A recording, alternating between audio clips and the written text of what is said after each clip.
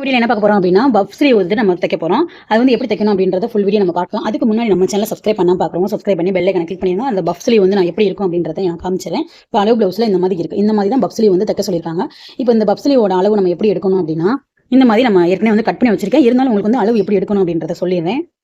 இப்போ லைனிங் பீஸ்லேயே நான் கட் பண்ணி வச்சிருக்கேன். எல்லாத்துக்குமே ஜாயிண்ட் தான். ஏன்னா வந்து பெரிய கை அப்படின்றதுனால நம்மளுக்கு ஜாயிண்ட் கொடுத்து நான் ரெடி பண்ணி வச்சிருக்கேன். இப்போ உங்களோட பிளவுஸ் எடுத்துக்காங்க. உங்க பிளவுஸோட அளவுல எவ்வளோ இருக்குது, அதாவது ஸ்லீவ் வந்து எவ்வளோ இருக்குது அப்படின்னு. இப்போ அந்த ஸ்லீவ் வந்து பார்த்தீங்கன்னா நல்லா லென்த்தாக இருக்குது. உங்களுக்கு வந்து சின்ன கையாக இருக்கலாம், பெருசாக இருக்கலாம், எப்படின்னா இருக்கலாம். இப்போ எப்படி எடுக்கணும் நார்மல் ப்ளவுஸில் ஸ்லீவ் ஃபஸ்ட்டு வந்து என்ன பண்ணணும் அப்படின்னா இது வந்து இதோட கொஞ்சம் ஹைட்டாக வந்து கேட்டிருக்காங்க. இறக்கம் வந்து ஹைட்டாக கேட்டிருக்காங்க. அதனால கொஞ்சம் நான் இறக்கமாக வச்சிருக்கேன். இப்போ இந்த அளவு நம்ம இப்படி வச்சுக்கலாம். வச்சுட்டு நம்ம எப்பயும் போல் நம்மளோட ஸ்லீவ் எப்படி கட் பண்ணுவோமோ நார்மலாக அப்படி தான் நான் கட் பண்ணியிருக்கேன். இந்த அளவு வந்து நம்மளுக்கு இந்த தையல் வந்து எக்ஸ்ட்ரா போடுறதுக்காக இவ்வளோ தூரம் நம்மளுக்கு எக்ஸ்ட்ரா விட்டுருக்கேன். இப்போ நார்மலாக எப்படி நம்ம ஸ்லீவ் கட் பண்ணுவோமோ அது மாதிரி கட் பண்ணி ஃபஸ்ட்டு லைனிங்கில் நார்மல் ஸ்லீவ் கட்டிங் வச்சுக்கோங்க. வச்சுட்டு இது வந்து நம்மளுக்கு ரெடி அளவு ஃபுல்லாக நம்ம தையலுக்கு இருக்குது, ரெடி அளவுக்கு இருக்குது. இந்த அளவு வந்து ரெடி அளவு இருக்குது, நம்ம தையலுக்கு இருக்குது. அப்போ இந்த லைனிங் துணியில் நம்ம நார்மலாக எப்படி ப்ளவுஸ் ஸ்லீவ் கட் பண்ணுமோ அது மாதிரி கட் பண்ணி வச்சுக்கிறோம். இதில் நம்ம பார்த்துட்டோம் எப்படி வைக்கணும் அப்படின்றத நான் சொல்லிடுறேன். ரொம்ப தெளிவாக இருக்கும். வீடியோ வந்து ஸ்கிப் பண்ணாமல் பாருங்கள். இப்போ இந்த பகுதியிலேருந்து ஒரு 4 இன்ச்சு கணக்கு பண்ணிக்கலாம். இந்த மாதிரி 4 இன்ச்சு கனெக்ட் பண்ணி இந்த இடத்த வந்து நம்ம சேமா, அதாவது வளைவப்படக்கூடாது. உங்களுக்கு இந்த இடம் பார்த்தாலே தெரியும் சேமாக இருக்கும், துணி வந்து சேமாக இருக்கும். 4 இன்ச்சு கனெக்ட் பண்ணி இந்த இடத்துல மார்க் பண்ணிக்கிறோம். மார்க் பண்ணிவிட்டு இந்த துணி இருக்குது பார்த்தீங்களா, இந்த நம்ம ஏற்கனவே வந்து வெட்டி வச்சிருக்கோம்னா அதை வந்து நம்ம இந்த மாதிரி போட்டுறணும். இப்போ உங்களுக்கு தெளிவாக புரிஞ்சிருக்கும்.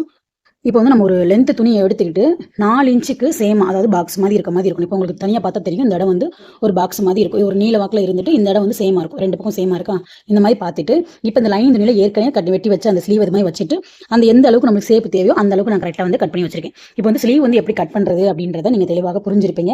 இப்போ நான் கட் பண்ணி காமிக்கலைனாலும் உங்களை நான் சொல்லும் போது உங்களுக்கு வந்து தெளிவாக தெரிஞ்சிருக்கும் எப்படி வந்து கட் பண்ணணும்னு. நார்மல் ஸ்லீவ் எடுத்து கட் பண்ணணும். கட் பண்ணிவிட்டு இந்த மடிப்பு பகுதியில் இருந்து 4 இன்ச்சு விட்டுறணும். ஏன்னா அது மடிப்புக்காக நம்ம பஃப் வைப்போம்னா அதுக்காக 4 இன்ச்சுன்னு வச்சுருக்கோம். மடக்கி வச்சு 4 இன்ச்சு. அப்போ பார்த்தீங்கன்னா 8 இன்ச்சு நமக்கு இந்த இடத்துல துணி இருக்கும். இதை வந்து நம்ம சேமாக வந்து கட் பண்ணிவிட்டு இந்த இடத்துல இருந்து நம்ம எப்பயும் போல் வளைவு சேஃபாக எடுத்துடணும். இதுதான் வந்து பஃப் ஸ்லீவுக்கு நம்ம சிம்பிளாக கட் பண்ண வேண்டியது. இப்போ வந்து நம்ம எப்படி ஸ்டிச் பண்ணணும் அப்படின்றத பார்த்தலாம். இதில் வந்து நம்ம நார்மல் லைனிங்கில் தைக்கக்கூடாது. இப்போ இதில் தான் நம்ம தைக்க போகிறோம். இப்போ வாங்க வந்து எப்படி தைக்கலாம் அப்படின்றத பார்த்துடலாம். இப்போ இந்த 4 இன்ச்சு நம்ம மார்க் பண்ணிக்கலாம்.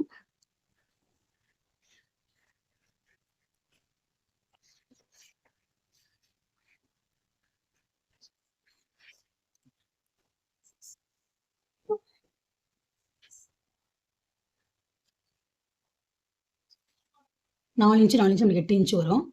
இந்த மாதிரி 8 இன்ச்சை நம்ம மார்க் பண்ணிக்கலாம். இப்போ இந்த இடத்துக்குள்ள தான் நம்மளுக்கு மடிப்பு வரணும்.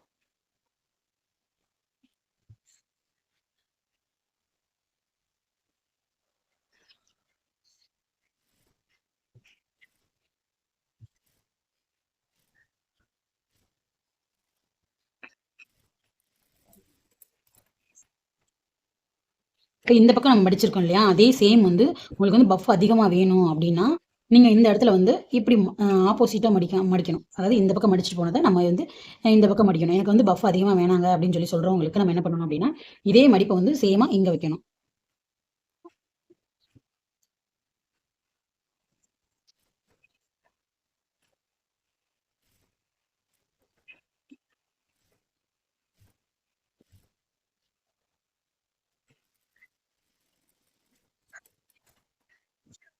இப்போ பார்த்தீங்கன்னா நம்மளுக்கு வந்து பஃப் வந்து ரெடி ஆயிடுச்சு.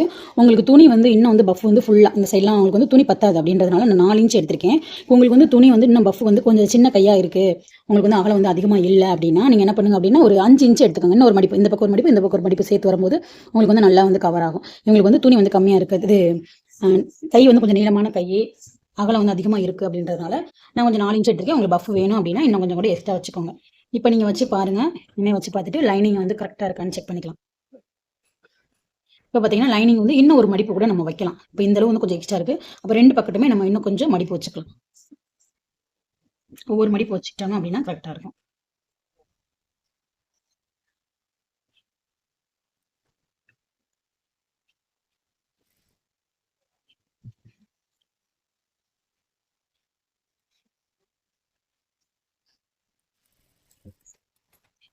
இப்போ இந்த பக்கம் மடிப்பு வச்சோம்னா அதே மாதிரி சேமாக இந்த பக்கமும் அங்கிட்ட ஒரு மடிப்பு எக்ஸ்ட்ரா வச்சோம் இல்லையா, அதே மாதிரி இந்த சைடு ஒரு மடிப்பு எக்ஸ்ட்ரா வச்சுக்கலாம். அதே மடிப்பு நம்ம இங்கேயே வச்சுக்கலாம். இப்போ பார்த்தீங்கன்னா நம்மளுக்கு தாராளமாக பஃப் இதுவே வந்து போதுமான அளவாக தான் இருக்குது. இப்போ நீங்கள் 4 இன்ச்சு தாராளமாக வச்சுக்கலாம், நம்மளுக்கு பெருசாக தான் இருக்குது. இப்போ நம்ம லைனிங்கோட வச்சு பார்க்கலாம். லைனிங்கோட வச்சு பார்க்கும்போது நம்மளுக்கு இந்த இடம் வந்து கரெக்டாக இருக்குது. இப்போ நம்ம என்ன பண்ண போகிறோம்,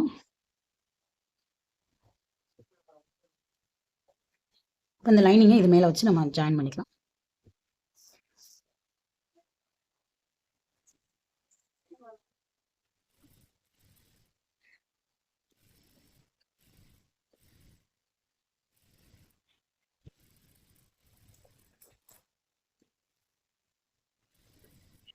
இப்போ வந்து எப்பயும் போல நம்ம இந்த லைனிங் பீஸ் எப்படி ஜாயின் பண்ணணும் அது மாதிரி நார்மலாக நம்ம ஜாயின் பண்ணிக்கலாம். இப்போ வந்து இந்த எக்ஸ்ட்ரா இருக்க கிளாத்லாம் நம்ம கட் பண்ணி விட்டுக்கலாம்.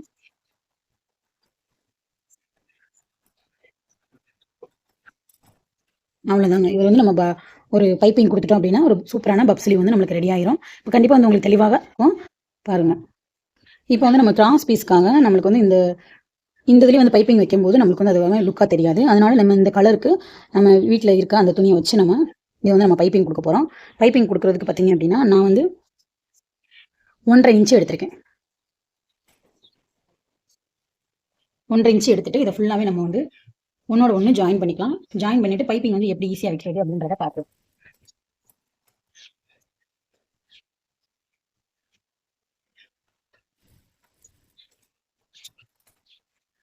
இப்போ இந்த மாதிரி இருக்கு இல்லையா, இது வந்து நம்ம ஒன் சைடு மட்டும் ஃபர்ஸ்ட் மடக்கிக்கலாம்.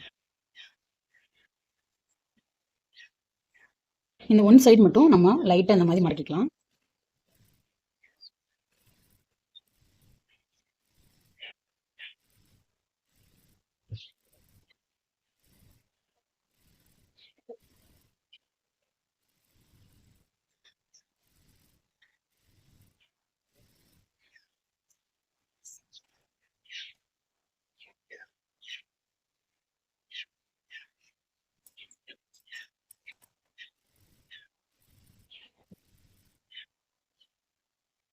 இப்போ ஃபுல்லாக வந்து நம்ம ஒன் சைடு அடிச்சிட்டோம். இப்போ ஒன் சைடு அடிச்சதை இந்த நல்ல பக்கம் இது வந்து நமக்கு நல்ல பக்கம்.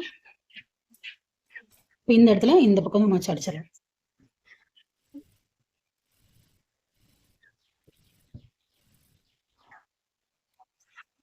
கண்டிப்பாக உங்களுக்கு வந்து இந்த வீடியோ வந்து யூஸ்ஃபுல்லாக இருக்கும். ஏன்னா பப் ஸ்லீவ் வந்து ரொம்ப ரொம்ப ஈஸியாக நம்ம சொல்லி கொடுத்துருக்கோம். இதே மாதிரி நிறைய டிசைன் ப்ளவுஸ் வீடியோ நம்ம சேனலில் இருக்கும், மறக்காம அதையும் பாருங்க.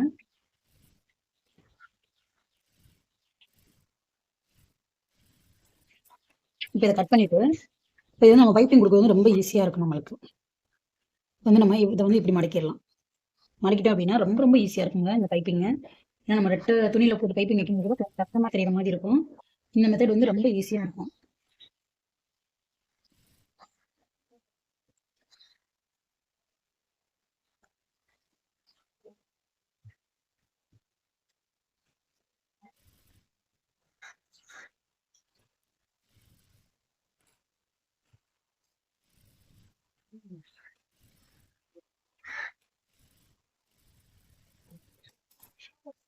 இப்படி திருப்பிட்டு இதில் ஒரு எண்டு தையல லாஸ்ட்டாக இந்த பக்கம் திருப்பி போட்டுக்கலாம். ஏன்னா இப்போ வந்து நம்மளுக்கு அந்த பைப்பிங் கலர் பார்த்தீங்கன்னா சேமாக இருக்கும். இந்த மாதிரி வந்து கலர் காம்பினேஷன் நம்ம கொடுக்கும்போது கண்டிப்பாக வந்து சூப்பராக இருக்கும். இப்போ பப் ஸ்லீவ் வந்து எப்படி இருக்குன்னு பார்க்கலாம். உங்களுக்கு நான் ப்ளவுஸில் ஜாயின் பண்ணிட்டு கூட நான் காமிக்கிறேன் எப்படி இருக்குது அப்படின்றத பாருங்கள். இந்த வீடியோ உங்களுக்கு பிடிச்சிருந்துச்சுன்னா லைக் பண்ணி ஷேர் பண்ணி கமெண்ட் பண்ணிடுங்க. இப்போ பாருங்கள் நம்ம ப்ளவுஸோடு ஜாயின் பண்ணோன்னே எவ்வளோ சூப்பராக இருக்குது அப்படின்றத பாருங்கள். அது அந்த பைப்பிங் கலரும் அந்த சில்வர் கலர் நம்ம லேஸ் வச்சதுக்கும் சூப்பராக இருக்குது. இதே மாதிரி வந்து நீங்களும் ட்ரை பண்ணி பார்த்துட்டு எப்படி ஈஸியாக இருந்துச்சா அப்படின்றத கமெண்ட் பண்ணுங்கள். புரியலை அப்படின்னா புரியலைன்னு சொல்லுங்கள். புரிஞ்சது அப்படின்னா புரிஞ்சதுன்னு சொல்லுங்கள்.